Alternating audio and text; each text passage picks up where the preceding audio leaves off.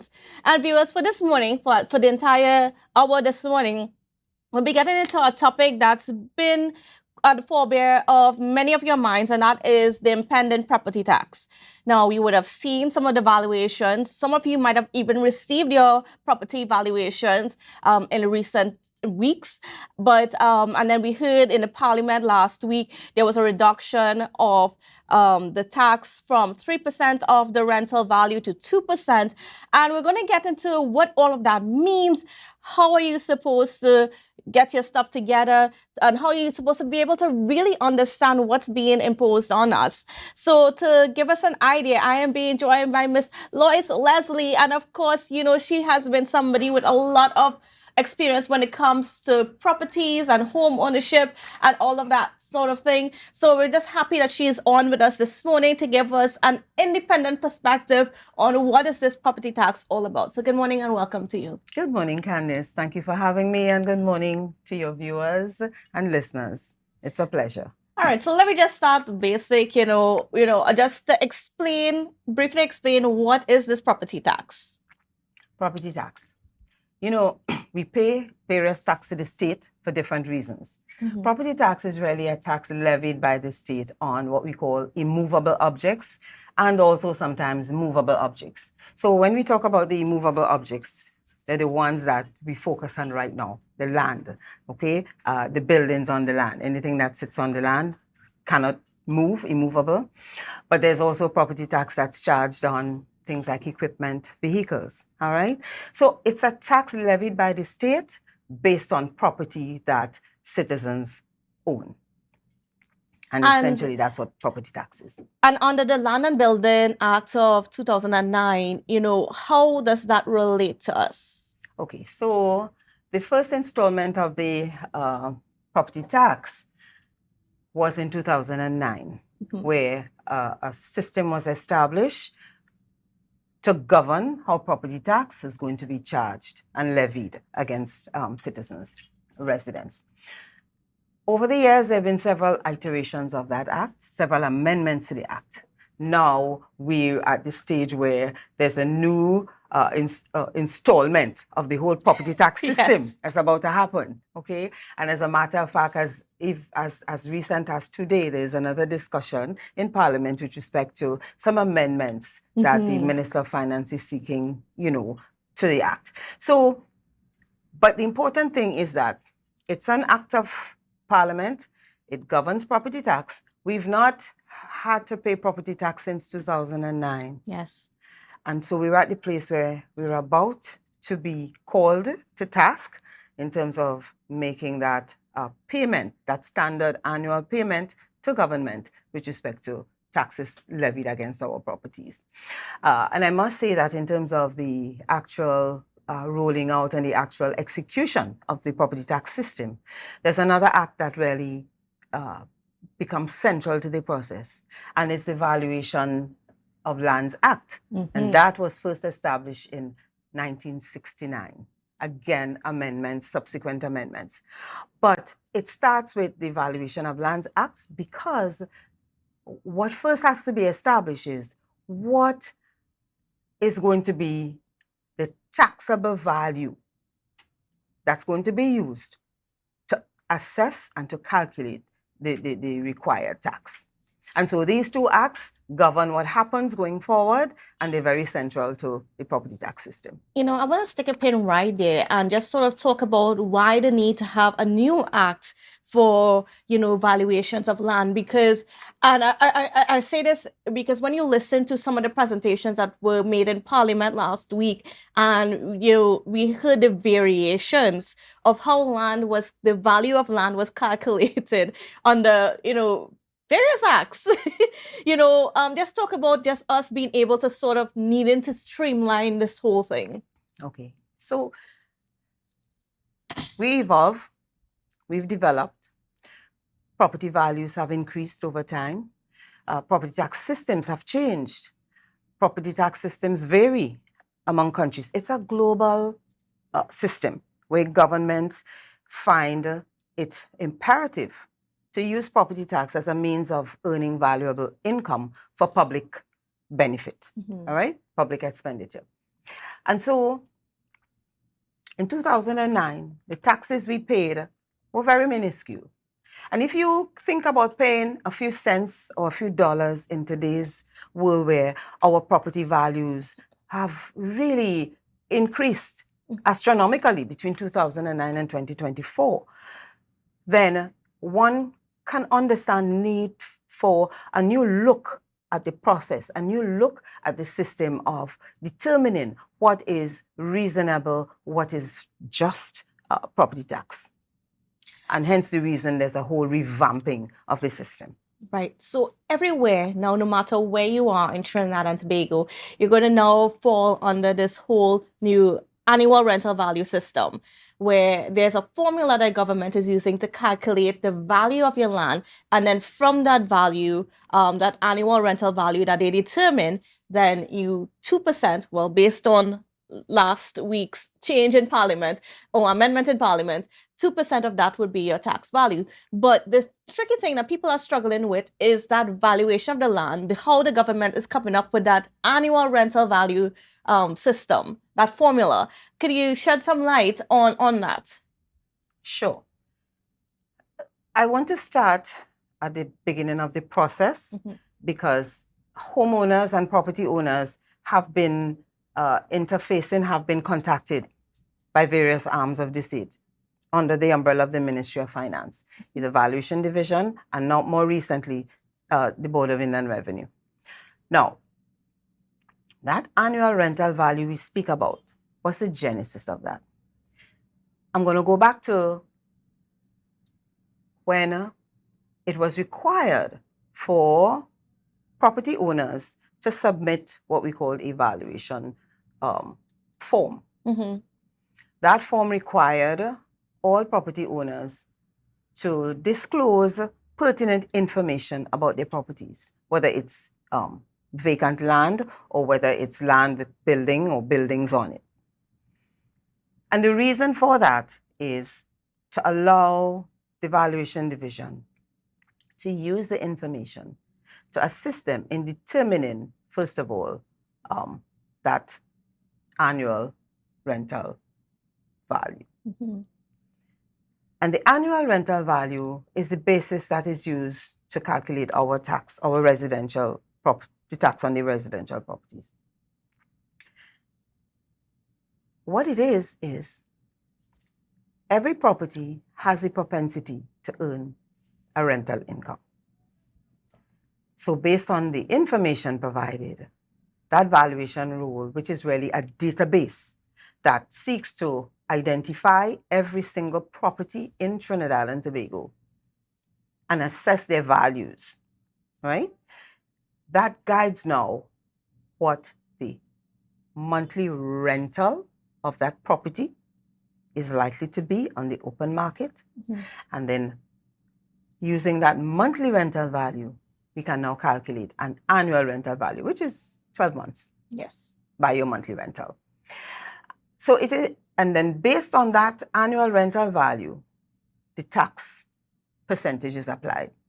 But even before it's applied, there's what we call a void. That's a deduction of 10% of that annual value. That's calculated. And then the net is what is the 3% or the 2% that is now being sought by the Minister of Finance. That's where that comes in. That's how it's going to be applied.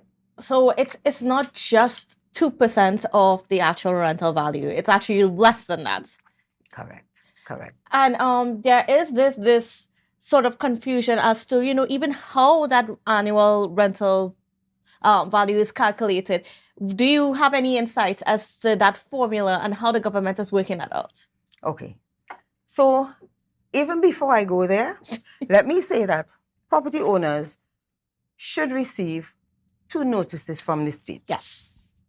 And the first one is your notice of valuation, which is prepared and dispatched from the Valuation Division, from the Commission of Valuations. That notice of valuation does several things. It identifies your property. It gives your property what we call a PIN. That's your property identification number. Just, like you have a banking account online. There's a PIN that you use to access your information. It's an identifier. And that PIN is each property has its own unique PIN. The notice of valuation identifies the property address, who in their database is the owner of the property, and then it provides the annual rental value of the property. And we'll go into how we calculate that in a little bit. Once you've received that, the property owner has an opportunity to even raise an objection. At this point, the time frame, it was 30 days from receipt of that notice, and there is an effort now by the Minister of Finance to seek an extension to 6 months. Yes. I think that was actually passed last week in the Parliament. Right. When that process is done, that annual rental value information now is then passed to Inland Revenue. And at Inland Revenue, your tax liability is established, and then you receive that notice of assessment from Inland Revenue. That tells you, again using your PIN, the identifier for the property, and it tells you, based on your annual rental value, this is what your tax liability is going to be. And we have, there's an image I would like to ask them to place on the screen so I can talk a little bit more about how we arrive at our tax liabilities. So if we could get that up on the screen now. And we start with the residential. Actually, before, I would say right now, the focus is on residential properties, because property tax will eventually filter across to other types of properties. But at this point in time, the first installment deals with residential properties. And there are properties that are land with buildings on them, and there are also residential properties that are just vacant land. So we first look at the residential properties that have lands and next slide. Next slide, please. Right. Okay, great. So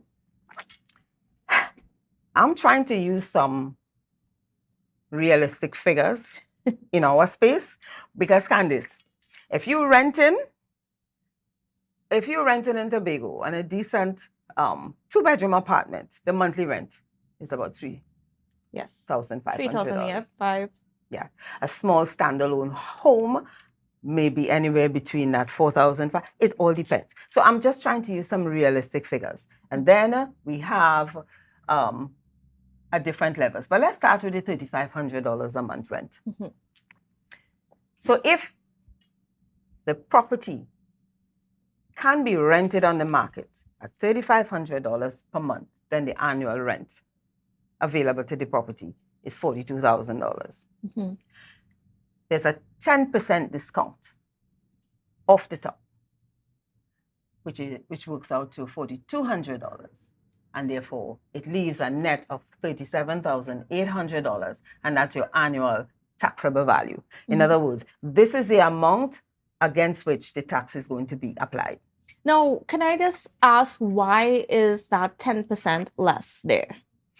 Usually, we call that for voids, and it takes into account things like, little depreciation and things like that. So even though that's a rentable value, you take into account the fact that you have to spend to maintain your property. So that 10% void is applied. Okay.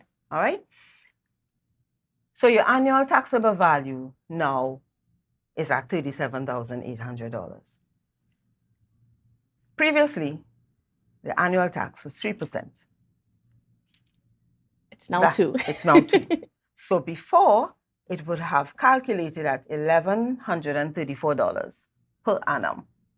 And if we were to look at it from a monthly perspective in terms of your budgeting, for some folks, they may want to pay their taxes on a monthly basis, then your monthly liability then works out at $95. With the reduction to the 2%, that tax liability annually now is $756. And on a monthly basis, it works out to $63 per month. So in other words, the configurations are not as scary or as daunting as some may have been led to believe. Absolutely. And of course, if we go back to the slide and you look at if you compare different properties, because different levels of property, different sizes of property, different qualities of accommodation of property will carry different rental values. And therefore, you move from the 35 up to a 5,000. If you have a large home, $10,000, you have a villa with a swimming pool, a huge residence, what that property can earn on the rental market might be $15,000. So if you look at the bottom lines, your tax liability moves from, in our examples, as low as $63 a month to $270 a month based on the value of your property. Some folks challenge the fact or mourn the fact that they're not renting their property. So why am I still having to deal with this? But what is important is not the tax is established based on what your property is able to earn on the market if you were to place it on the market for rent. Now, could I ask why? Why was that decision made to base evaluations on, or base a tax on the annual rental value of the property instead of the actual value of the property? Well, for one, if we were to apply these rates to the entire market value of the property, we would be running out of the room. It'd be astronomical. Or the tax, the percentage of tax applied would have to be significantly lower to be able to allow for reasonable tax. Because at the end of the day, you want your taxes to be reasonable, affordable. And I will say there are some countries where, for example, vacant land is taxed heavily. Why? It's the encouragement to develop your property.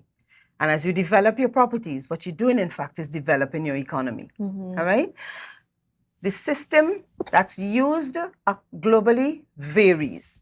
And so regions and countries choose the system that they want to use. In this instance, our state, our government has decided that this is the system that they are going to use in terms of using the annual rental value because, and I guess whether you renting a property, whether you earning income from a property or not, the value of the property, the potential of the property is what is really looked at and used as the central point from which the property tax is established. Now, we also have a tax on vacant land, as you started talking about that. And could you just explain to us a little bit about just the calculations that the government is using for vacant land owned by people? Okay. So, and we do have another slide for that. And I will first tell you third that slide. With respect to vacant residential land, what is used as the basis for calculation is what we call the capital value.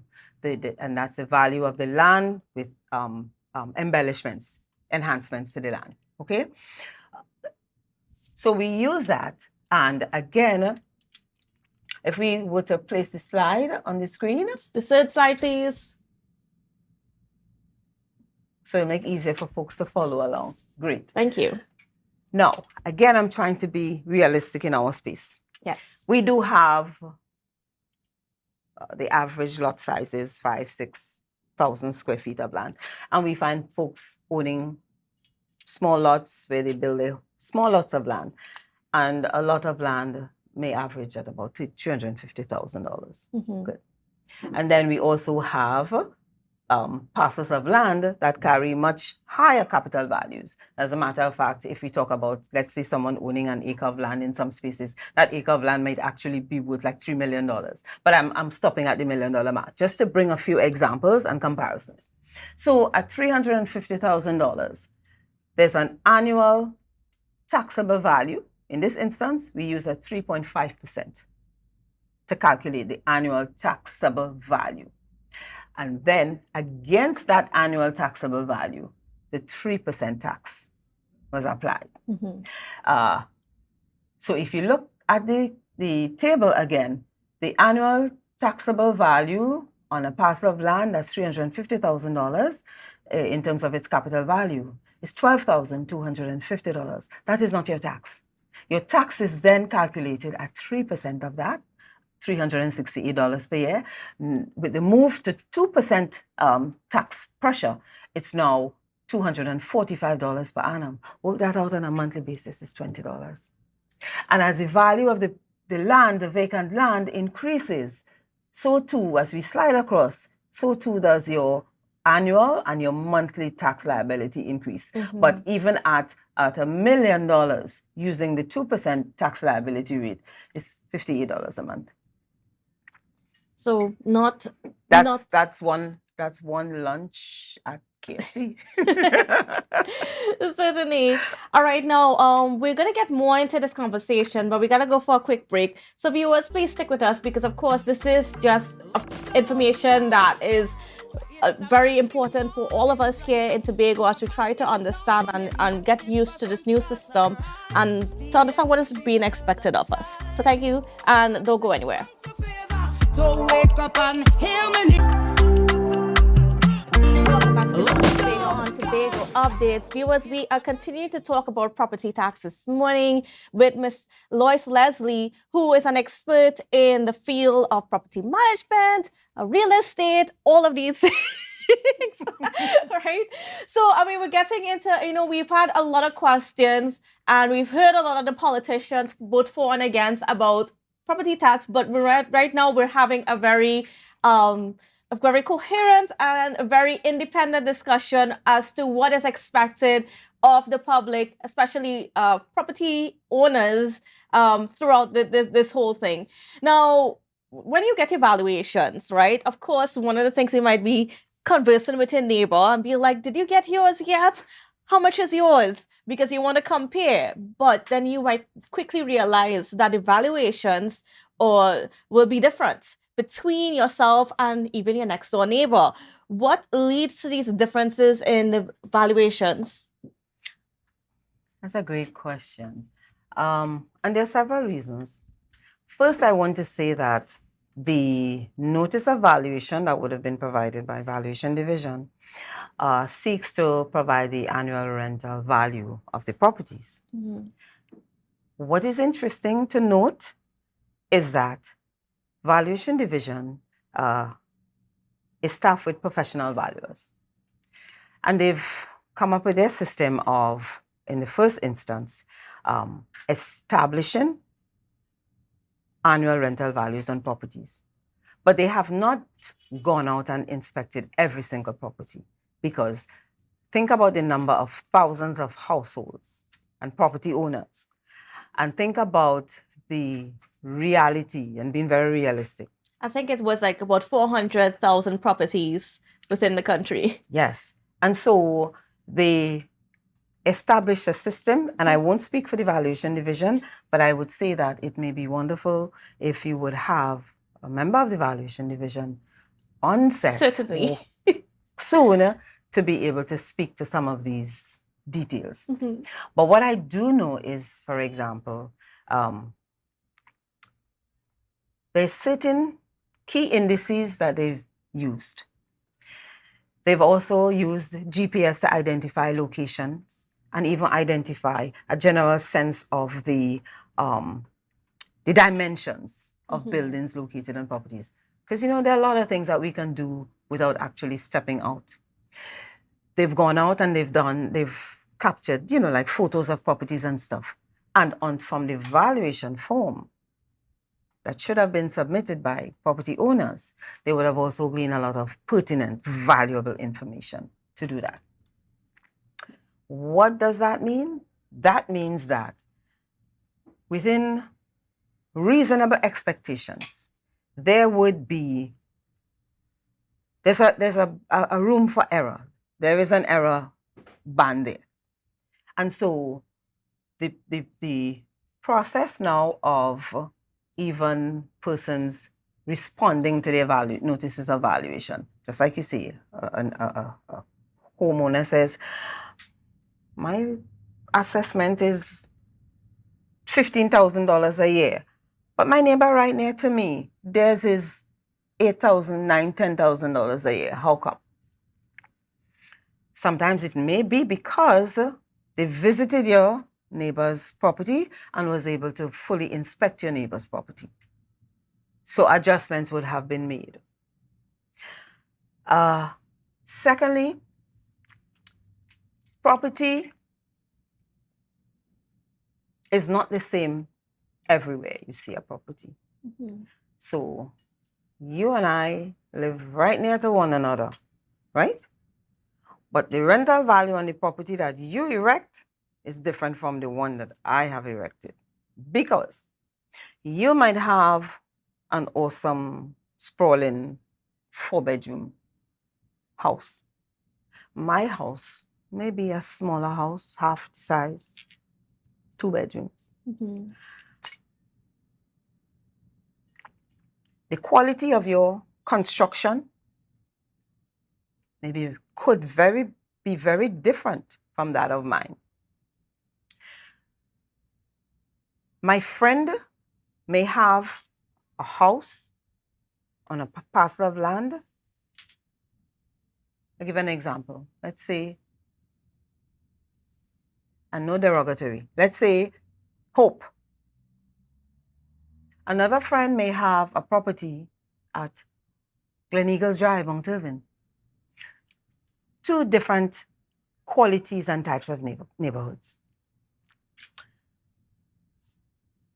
So there are several factors that come into play, first of all, to determine that monthly rental value and that annual rental value. The location of the property is one of those. The characteristics of the property, the classification. Valuation division, they've classified properties. They are what we call executive properties, they are modern properties, they are standard properties. And even among the standard properties, you have different levels of standard, depending on the features of the property. And then, of course, the dimensions of the property. So those are some of the factors that cause the values in the notices to be very different sometimes. And hence the reason why there is always recourse. If you feel that strongly that what's been assessed as your annual rental value, and then ultimately your assessment of your tax liability, if you feel that it's onerous and it's not justifiable, you do have the recourse to file objections. And there are several ways to do that. Could you explain, what are the many ways that you can file for your objections and perhaps, get it adjusted to something that is satisfactory between you and the state? Okay, well, first of all, when you receive your notice of valuation, if you want to file an objection, there are objection forms that are available. You contact the valuation division, and you have to provide basic information, and you have to, what will normally happen is that a valuations officer will now come to your property and do a full inspection of your property, so that any adjustments that are deemed necessary and justifiable, those adjustments are made, and your annual rental value is adjusted accordingly. If you receive your notice of assessment, and I mean, valuation in the Act, the valuation division has up to 12 months to review your objection, inspect your property, make adjustments, and then pronounce on that. If you receive your notice of assessment and you're not satisfied with it, you can simply apply to Inland Revenue at this point, because those come out of Inland Revenue. That's where the taxes is being calculated and where the taxes need to be paid. You file another objection at that point, and in the Act, you have 21 days from the receipt of that notice of assessment to file that objection. So those are the measures that you can take, and the Inland Revenue and Valuation Division will look into your objections, and then they will do the necessary investigations and then finally pronounce on it. And I also will say that even if at the end of the objection to the notice of assessment, if a homeowner or property owner is still not satisfied, then there is that property tax tribunal that that's, it's like going to the High Court. Yes. So that's the highest level you go, and they now will sit and pronounce judgment on your matter. And there's also options available through the court itself. Through the court. All right? Yes. So there are several ways that you can take up the matter if you're not satisfied. Yes. Yes. And when is the tax due? How do you know when you are supposed to pay this tax? When you receive your notice of assessment. At that point, your tax payment becomes due. Okay, and based on the legislation, you have until the end of September to pay your taxes for the particular year. Because if you don't pay your taxes, a penalty is levied as of the 1st of October. And so in this instance, the 1st of October. These may change based on the fact that the Minister of Finance has been seeking that extension. Yes. Okay, 6 months to object in the case of the notice of valuation. All right, so we wait for those announcements and pronouncements, but generally speaking, your tax becomes due for payment when you receive your notice of assessment. And it's important also to know that, even though you've lodged that objection, you still need to pay the taxes. If it is that you've been overtaxed, you will receive a refund or a credit. It is statute in the law, and therefore that's what's going to govern how we operate at this point in time. So no matter what, just pay the tax. Go then take it up with the court or etc. Yes. If you feel that that's necessary. Yes, if you feel that's necessary. I mean, that's your right, right? And if you feel that the tax that you've been, level you've been assessed at is really unfair and is unjustifiable, I mean, go diligently and seek redress. Because again, that's your right. And you have to, at the end of the day, it's also, well, I want to say feel comfortable, but you have several levels at which you can voice your disagreement and have reasonable and professionals address your matter to come to a final position. And now, if you decide not to pay your tax, of course, you said that there's going to be a penalty, but at what point does that penalty turn into some more, some bigger action? Okay, so the penalty is applied as of the 1st of October. But if on the 1st of October of the following year, your tax liability for that particular year has not been cleared, interest 15% kicks in as well. All right? And so it's not the first time. We are accustomed to that. If you don't pay your taxes, there's interest applied. It's the same principle here. However, and I am not able to say to you at this time just how much time must pass, but we must understand that the state has the right to seize your property. And I guess they will do that as last resort. I can't speak for the state, but the provision is there. So it's not a right away decision. No, I would not imagine so. And if I were to hear that, I personally will be very upset about that. And I mean, because that conversation becomes important in a situation in Tobago where a lot of our residents do not have land titles to their name. So perhaps on the books, there was somebody that's attached to the ownership of the land. That person might have been long dead. And what if that valuation notice comes to that person who no longer exists? Then what happens? That's interesting. And I think that's one of the reasons why I think the extension is being sought at this point in time, because it comes back down to updating our valuation rule. That database that seeks to provide real-time information on all properties. It's going to take a while for it to be really clean, but the effort is being made certainly to raise the level of integrity of that valuation rule. However, the property tax is going to be levied against the owner, and the owner may very well be, in circumstances, the occupier. All right? So at the end of the day, what the structures are put in place so that a tax is paid against every property. All right? So whoever has control of it, whoever has built on it, whoever it's in their purview, there's a liability to the state to pay the tax that relates to this particular property, whether it's vacant land or whether it's land with a building or buildings on it. And then, I mean, in cases where, again, in the Tobago space, where you might have a property of land and it's a family land and you have siblings building on that, on just several corners of the land and so on, you know, how is all of that being worked out? Yeah, so, and again, that's why I say to you, have someone from valuation division. I don't want to speak for valuation division, right? But I will say that a lot of information can be obtained from them. And in Tobago, it's a phone call to 639-2970 or pay a visit to valuation division. But the thing is, if you occupy a space, then you have a liability with respect to the space that you occupy, right?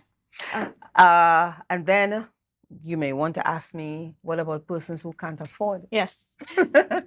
to pay their taxes? And there is consideration for such folks. And first of all, I would say that there are situations, organizations like churches and so on, where property tax is exempted. Again, because of their role within the economy from a socio-economic standpoint.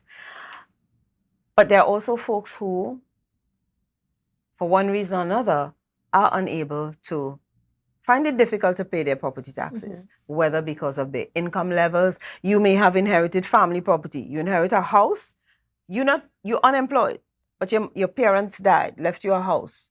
You have to maintain it because you're living in it. And if you know, there are times when we see folks in properties like these, and the properties are not well maintained because of their financial circumstances. There is a facility that allows such persons to apply for what we call deferrals. So they still will have to pay the taxes at some point. At the initial stages, I would imagine that when your first notice of assessment comes out, there is an expectation that you pay that tax. You meet that liability by the deadline date. However, it's important that such persons immediately request a deferral from Inland Revenue, because what you have to do is to provide valid proof that either you're a senior citizen with a pension that doesn't support that kind of an expense, or your general circumstances are such, ill health and other reasons. So you have to make a case and provide substantiating documentation, not just simply say, I can't afford it. And that your matter would be investigated, and then you will be provided with some sort of a deferral. All right. Well, we're going to take a pause right there because we're not done with this conversation. So viewers, please don't go anywhere. We'll be back after this break. It's a brand new morning. Welcome back to Good Morning Tobago on Tobago Updates. Viewers, we are continuing to chat this morning on property tax and just some of the things that you should be aware of as the public. And of course, I'm chatting with Ms. LOIS Leslie, who is a property expert. So in short, but okay, so what are some of the objections that can be made for the property tax? Just can you explain that a little bit more? Okay, I'd be happy to. So I said before, there's an objection form that needs to be filled in and submitted to the Division of Valuation Division. Once you receive your notice of valuation and you are in absolute disagreement with what you see there, all right? But there are several grounds under which you can make your objections, all right? One of them is that you think the assessment is too high, which I suspect is maybe the majority of what we will see happening right now. It could be that you think it's too low. Hardly likely. But those are grounds for objection. Sometimes if you feel that you've received a notice of valuation for a property that is land and buildings, however, for some reason you think that some parts of the land was assessed with your as your liability when you feel it should not be, it should be separate. It comes back to even the question you asked about family, people living on family land and you occupy in various spaces, Yes. and they may feel that, okay, this comes, but this is the whole thing, but I don't occupy this whole thing. So I'm filing an objection now asking you to review this because my responsibility ends at the borders of my occupation. So those are some scenarios, all right? Then you may have lands that you think should, let's say you have 2 parcels of land maybe adjoining, you feel should be included in just one valuation assessment, tax liability wise. That's another ground for objection, all right? You mentioned one before. The notice comes with your name on it. You don't occupy that property. You're not the owner of that property. Sometimes it's a genuine mistake. It's a mistake. And sometimes the history of the property in terms of occupation and ownership, dictates that. If there's an error there, that's a ground for an objection to have that rectified, because you really don't want to be carrying a tax liability when it's really not yours to carry.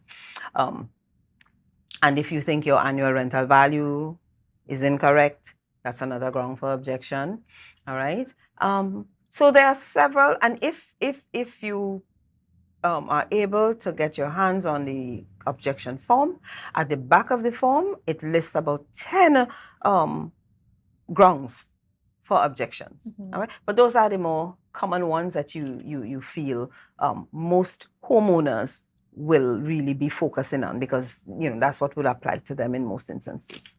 And as we're talking about property tax and so on, if we have not, like as we said at the beginning of the conversation, we have not paid property tax since 2009, but it is something that is expected of you no matter where you live in the world. But talk to us a little bit about, just getting that back into our psyche about the need to pay property tax and why is it so important? Why is it such an important source of revenue for the country and so on? Okay. Property tax in jurisdictions provide as much as 10, sometimes 20% of the GDP. That means government's activity in terms of providing public services, a lot of it is financed through property tax. In our space, we expect that, folks will say, I paying property tax, but my roads ain't good. I paying property tax, I can't get water. So the revenue earned from levying property taxes is intended to support the efforts to ensure our infrastructure is well developed. More and more infrastructure demands now in 2024 are different from those of 2009. We're in a different age where the information age, the technological era, and so infrastructure is more complex. It's certainly more robust, but it's more expensive to afford and to maintain. All right. So hence the reason. And so I think first of all there has to be an acceptance. We cannot get away from paying property tax.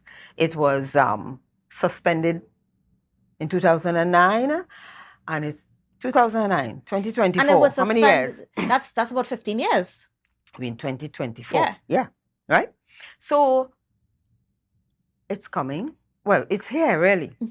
And so what we have to do is to plan for it. Plan for it by, first of all, being comfortable that what's being assessed as your tax liability should really be a tax liability. And therefore, it allows you now to plan how best to pay your property tax. Is it on a monthly basis or a semi-annual basis or one lump sum payment? There are territories that actually provide incentives if you make a one lump sum payment. for your property tax. Mhm. All right? And so we just have to understand, I don't even want to say it's a necessary evil because I don't want to use the connotation of the word evil, right? One thing we do, what the intent here today is to bring information, Right. right? We're not coloring this with any other agendas. Excuse me. But it's a necessary. African states, even small African states, pay property tax. If you go up through the Caribbean, some Caribbean countries, the tax is 10%. Mm-hmm. And not 10% of the annual rental value, no.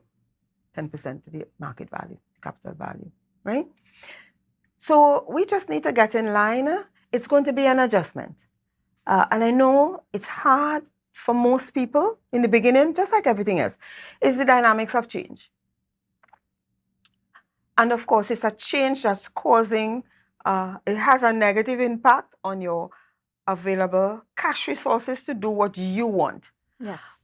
But think about the benefits that will redound to you and the society as a whole. And I think what we have to do is to take to task our administrations in terms of how they use our property tax. Yes, and I know funds. that's been a concern in terms of, especially here in Tobago, because we've heard a lot from the conversation, because the property tax conversation at the central government level has been tagged with the Municipal Corporations Act and the changes that they made in there. Mhm. And the conversation has been the property tax would be able to fund the municipal corporations throughout Trinidad.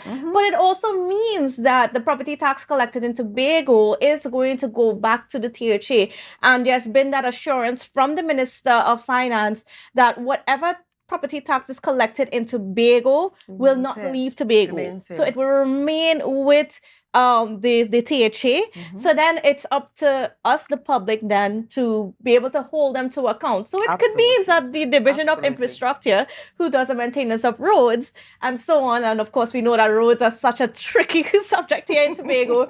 I mean, maybe because they have been complaining that they don't have enough money to do certain things. Maybe that's how they can improve what they are doing. So it's of course left to be seen, but this is how it's supposed to work. Absolutely. So- that is definitely how it's supposed to work. Is your tax dollars working for you? All right. Right. And so, like I said, we have to get there. It will get easier as we go through the process. After a couple of years, it will not seem so onerous. It will also get easier after this first slew of objections. And what that will allow for is that the valuation division will now be able to come out, inspect properties, update the valuation rules, And work out the kinks. clean up, work Yes. out the kinks. So there's a period when, when you build a house, Mhm. you say, talk about teething problems. For a little while, sometimes you go in the bathroom one morning, the heater ain't working, or even after a while you see cracks because there's earth settling. It's that period after the end of any project, anything that Right. you do where you may have challenges and you work them out. The important thing is that our administrations move strongly to iron out the kinks, smoothen the process, and even go to the place where paying off taxes become easier. Again, we're working on the phone, we're working on the laptop, you pay online. Just make the process easier so that it relieves some of the stress of just having to pay the property tax. Certainly. All right. I want to thank you so much, Ms. Lois. Leslie, we are out of time. We're actually over time right now, but that's fine. There was a lot of very good information. And viewers, if you tune in late, just always go back on the Facebook, YouTube pages, or on the website, and you can see this conversation in its entirety, and you can have for yourself the information from an independent source. Right? Yes. So And that's what we're hoping to Yes. do. Provide more information yes. in our way. Yes. So thank you again, Ms. Leslie, and viewers. Hope you have a safe and wonderful day, and we will see you again tomorrow. People strong and divided. This is never